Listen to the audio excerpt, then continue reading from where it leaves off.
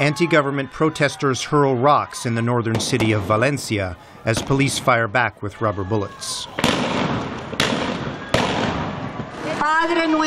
In the capital, Caracas, Venezuelan women take to the streets, while farmers protest in largely peaceful rival rallies. Venezuela today is a divided country, with Chavista supporters of President Nicolás Maduro on one side.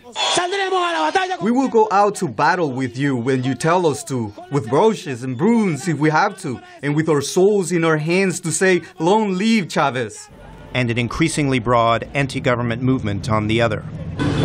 As we all know, young people here have an uncertain future, and we're simply protesting against that uncertainty that Venezuelans live with every day, like we did yesterday, and like we will do tomorrow and the day after, demonstrating in the streets.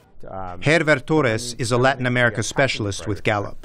He says polling data going back to 2012 revealed that Venezuelans have experienced a considerable drop in their quality of life. If you see the numbers, the economic indicators, the social indicators, the state of infrastructure in Venezuela, it's very easy to come to the conclusion that people have many, many different reasons to be on the streets. You would be surprised if it were not there. Mark Weisbrot, who co-directs the Center for Economic and Policy Research in Washington, has a different view.